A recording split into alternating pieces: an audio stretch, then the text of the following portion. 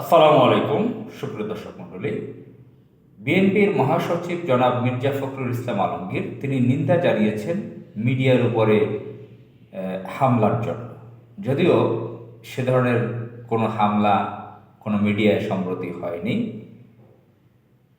তিনি ইঙ্গিত করেছেন দৈনিক প্রথম আলোর ব্যাপারে। দৈনিক প্রথম আলোর বিরুদ্ধে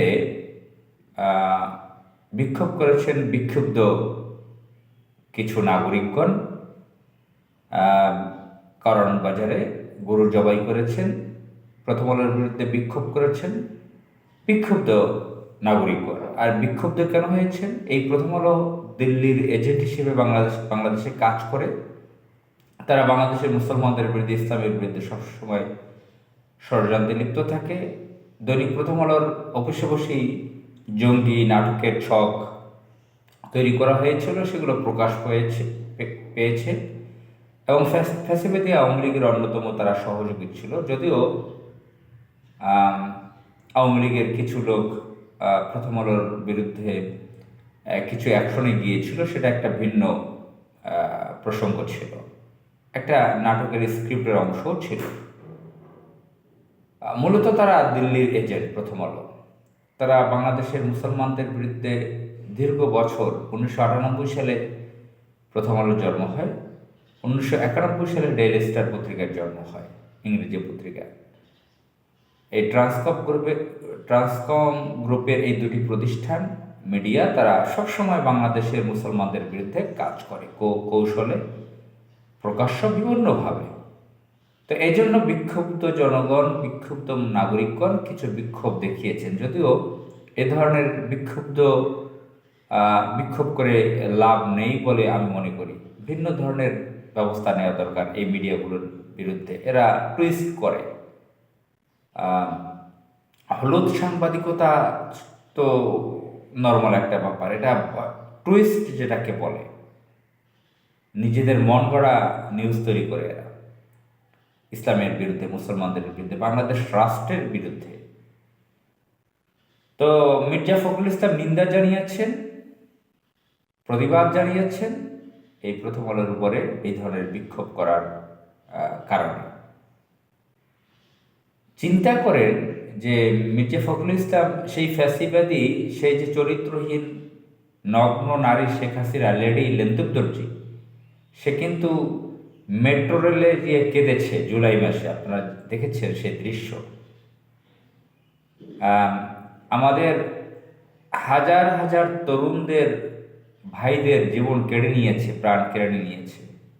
তাতে তার চোখে পানি আসে না। সে টিস্যু পেপার দিয়ে ঔষধ মেখে, মেডিসিন মেখে সে কান্না করেছে মেট্রো রেলে গিয়ে। এটা নিয়ে অনেক ব্যঙ্গচিত্র হয়েছে। সে লেডি লেন্দুবদর্জি, নগ্ন চরিত্রহীন শেখ হাসিনার সে যে কান্নার অভিনয়, মেট্রো রেলকে সে মানুষের থেকে বেশি ভালোবাসে। তো মির্জা ফখরুল এই যে চট্টগ্রামে একজন আইনজীবী, পাবলিক প্রসিকিউটর, পিপিকে পৃথিবীর জীবন থেকে সরিয়ে দিল, তার প্রাণ কেড়ে নিল। কারা করলো? ভারতের গেরুয়ারা, আওয়ামী লীগ এবং ভারত মিলে একজন তরুণ যুবক আইনজীবী, লয়ার, সরকারি আইনজীবী, পিপি, পাবলিক প্রসিকিউটর, তার জীবন কেটে নিল। তাকে কোপালো প্রকাশ্য কোর্ট প্রাঙ্গণে, তাকে কুপিয়ে শেষ করে দিল।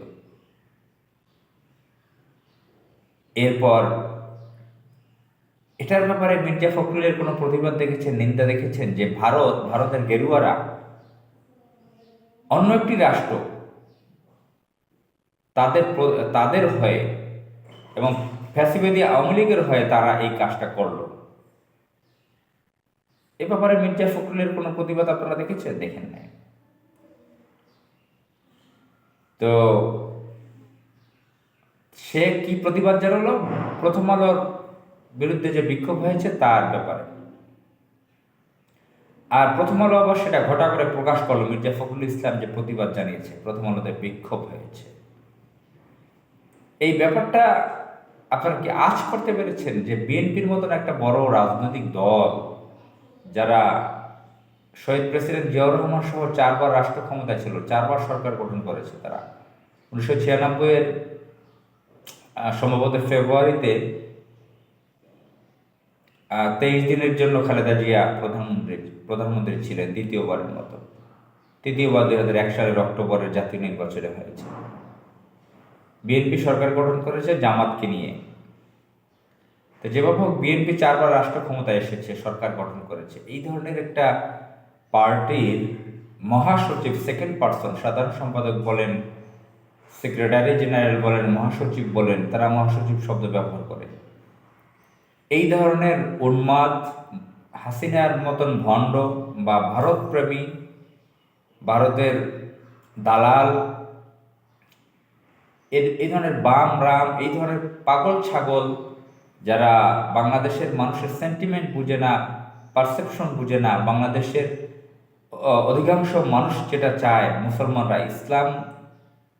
যে ইসলামের পক্ষে মানুষ, বাংলাদেশের অধিকাংশ মানুষ, সেই ইসলামিস্টের বিরুদ্ধে সে, যদিও সে মুসলিম পরিবারের, হয়তো তাকে ছোটবেলায় খতনা করিয়েছে, কিন্তু তার কাজকর্ম, প্রথম আলো ডেইলি স্টার সম্পর্কে জানেন যে চিহ্নিত দিল্লির মিডিয়া হিসেবে কাজ করে। ব্যক্তিগতভাবে আমি একজন লেখক, যদিও লেখালেখির কারণে আমি প্রথম আলোতেও আমার লেখা প্রকাশ হয়েছে, জনকণ্ঠের মতন পত্রিকাও প্রকাশ হয়েছে, সেগুলোর আর এক ইতিহাস আছে। জনকণ্ঠ যখন জানতে পেরেছে আমি নয়াদিগন্ত বা সংগ্রাম পত্রিকায় লিখি, তখন আমার লেখা বন্ধ করে দিয়েছে। প্রথম আলো আমার লেখা সম্পূর্ণভাবে প্রকাশ করে নেয়, আমার নামটা সম্পূর্ণ দেয় নাই। এটা অনেক ঘটনা আছে। লেখক হিসেবে এ ধরনের কাজ আমার হয়েছে। পরবর্তীতে চিন্তা করেছি এই ধরনের পত্রিকার লেখা পাঠাবো না। তো যাই হোক, এই যে ব্যাপারগুলো, যে দিল্লির দালাল বিভিন্ন দলের মধ্যে রয়েছে। আমি জানি না বাংলাদেশ জামাত ইসলামী একটি সংগঠন, ইসলামী একটি রাজনৈতিক দল, এর মধ্যেও এই ধরনের কোনো দালাল আছে কিনা। আমি ইতিহাসের একজন ছাত্র হিসেবে জানি, এখন থেকে 1000 বছর পূর্বেও দিল্লি থেকে নিয়ন্ত্রণ করা হতো এই পূর্ব বাংলা। এই যে এখন এই যে বেঙ্গল, যেটা বৃহত্তর বেঙ্গল, আসাম, মিজোরাম, ত্রিপুরা, কলকাতা, এটা নিয়ে বাংলাদেশ তো তখন পূর্ব বাংলা ছিল, বৃহত্তর বেঙ্গল, এটা পুরা শকুনের দৃষ্টি ছিল দিল্লি থেকে নিয়ন্ত্রণ করা হতো। এখানে মুসলিম সংখ্যাগরিষ্ঠতা ছিল পূর্ব বাংলায়। তো শত শত বছর ধরে এই দিল্লির শকুনের চোখ এই জায়গার প্রতি আছে। এখন পর্যন্ত দিল্লির মারোয়ারিরা, ব্রাহ্মণবাদী, উগ্র হিন্দুত্ববাদীরা এই অঞ্চলকে, আমাদের দেশকে তারা নিয়ন্ত্রণ করতে চায়, ভোগ করতে চায়, যেটা 17.5 বছর, 111-এর 2 বছর এবং শেখ হাসিনার 15.5 বছর তারা দিল্লি ভোগ করে খেয়েছে, লুটপাট করে খেয়েছে বাংলাদেশকে চরমভাবে। এখনও দিল্লির লোকেরা, ভারতের লোকেরা বাংলাদেশের বিভিন্ন জায়গায় ছড়িয়ে ছিটিয়ে আছে, দালাল আছে। দিল্লির লোকেরা, ভারতের লোকেরা চাকরিতে আছে। কালকেও গুলশানের একটা টাওয়ারে উঠলাম, লিফটে দেখলাম হিন্দি কথা বলতেছে, চাকরি করতেছে বাংলাদেশে একটা কোম্পানিতে। এ ধরনের লক্ষ লক্ষ বাংলাদেশে রয়েছে। বিভিন্ন ভারতীয় নাগরিক বাংলাদেশের এনআইডি কার্ড তৈরি করে থাকতেছে। বাংলাদেশের এনআইডি কার্ডের যে তথ্য বাংলাদেশের নাগরিকদের, তা ভারতের কাছে দেওয়া হয়েছে। বাংলাদেশের অনেক সেন্সিটিভ গোপনীয়তা, রাষ্ট্রীয় সব ভারতের কাছে তুলে দেওয়া হয়েছে। আওয়ামী লীগ যে ভারতের এজেন্ট, তারা এই কাজটি করেছে। এর মধ্যে যাদেরকে মনে করা হয় দেশপ্রেমিক, বিএনপির লোকজন, শহীদ প্রেসিডেন্ট জিয়াউর রহমানের দল, রাজনৈতিক দল, সেই দলের মধ্যে এই ধরনের কালপ্রিট, ভারতের দালাল কিভাবে থাকতে পারে মহাসচিব হিসেবে? সে প্রথম আলোর জন্য কান্নাকাটি করে শেষ হয়ে যায়। সারা পৃথিবী জানে যে একজন আইনজীবীকে, সম্ভবত তার নাম সাইফুল, আমার নামের সাথে তার একটু মিল আছে, আমার নাম সাইফুল ইসলাম তানভীর। তো তরুণ আইনজীবী, সরকারি পিপি, পাবলিক প্রসিকিউটর, তাকে এভাবে শেষ করে দিল। তার ব্যাপারে কোনো প্রতিবাদ নাই, নিন্দা নাই। প্রথম আলোর ব্যাপারে তার নিন্দা। সুতরাং আমাদের বুঝতে হবে, আমাদের সচেতন হয়ে আমাদের এই তথাকথিত রাজনীতিবিদদের ব্যাপারে আমাদের সাবধান থাকতে হবে। আসসালামু আলাইকুম।